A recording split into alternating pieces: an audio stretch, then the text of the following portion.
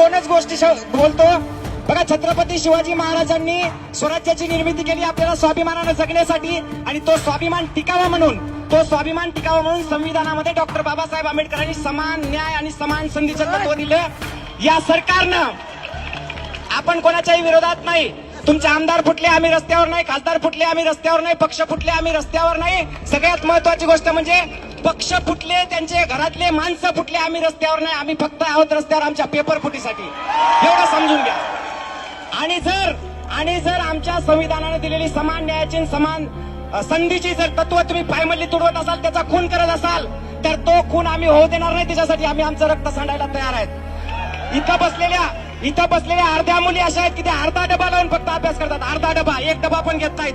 इथं असे मुलं आहेत जे तिघामध्ये 2 डबे लावतात आणि खातात.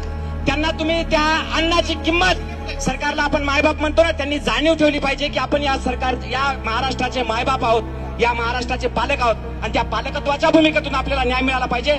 जर न्याय मिळाला नाही तर हे आंदोलन अख्ख्या महाराष्ट्रावर वाढणार. एवढंच मी बोलतो. शेवटी फक्त एकच नारा देतो, भारत माता की, विद्यार्थी एकतेचा. धन्यवाद.